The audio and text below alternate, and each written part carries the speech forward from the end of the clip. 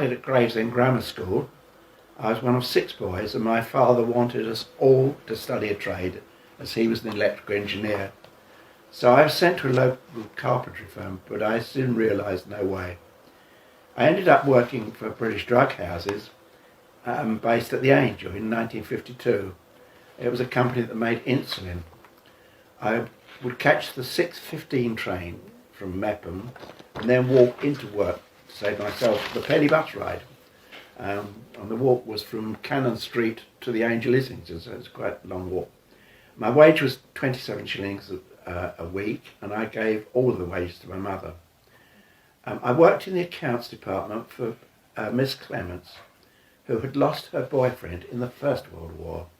She became a great family friend, and my daughter, Linda, wrote to her often when we eventually went to live in Africa. But there were quite a few Miss Clements, weren't there, after the war? There were very, very many, actually, and really the whole family was quite tragic, you know, and they lived in one of those houses which are now like 2 to 3 million in Islington, but each individual floor, they had one floor, it had an old-fashioned black stove in it. To get fresh water, they actually dropped down one stair and one set of stairs and got it in a corner.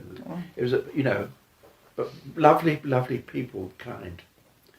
As a family, we did all right. I remember my dad had bought a car in 1934, the year that I was born, actually.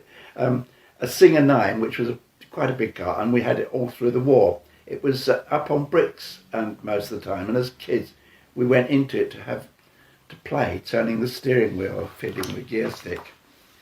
In 1951, I became a King Scout. I was group leader at the Mepham Scouts, but of course King George VI died early in 52, and so I was invested as a Queen Scout at Edinburgh Castle.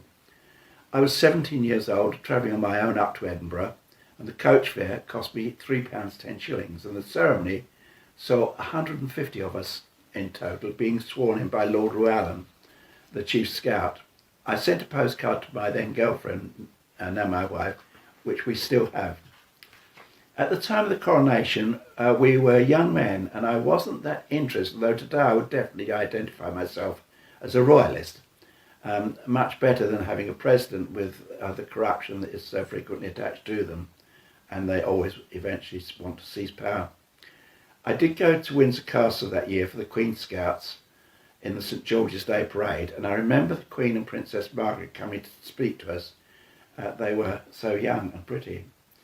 In 1977, I found a photograph of the 3 kings in RAF uniform, King George V, Edward VIII and George VI, and decorated it and sent it to the Queen as it was her Silver Jubilee.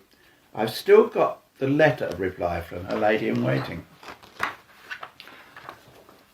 Africa.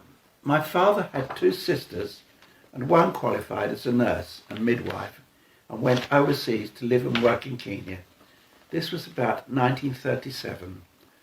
I remember her coming to England to visit us and bringing lots of presents, and that is where I got my desire to work and live in Africa.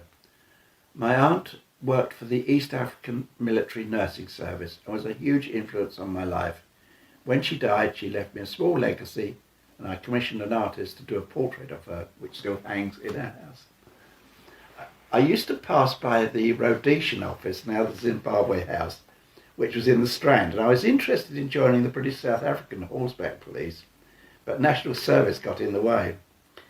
I did 3 years with the RAF Police and never left the UK. I was based in Nottingham. During this time, I got engaged, and when I left the RAF, I joined the Metropolitan Police and lived in Chelsea in brand new police accommodation. When our firstborn arrived, my wife would push the baby to the park and people would think she was the nanny. Even today, we enjoy going up to Sloane Square for coffee. Eventually, I did move to Africa. I worked in the police there, and my wife worked as a nursing sister in an African hospital. We had a wonderful life out there, but after a few years, Kenya became independent, and we went to live in Uganda as I was working as a security officer at a copper mine. There was a lot of political unrest, so we came back to the UK to start another chapter in our life. When we arrived in England, we had £40 in the bank.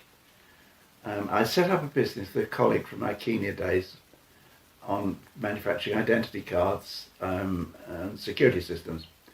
When I retired, our son and daughter took over, and the business has offices in Barcelona as well as Kingston. At one time I was running 5 companies, but my wife and I have had to work hard to achieve this, and she has always been a very proactive and motivated, a real partner in all that we've done. At the time of the Platinum Jubilee, my wife and I will be on the Queen Mary, Cunard's last true liner.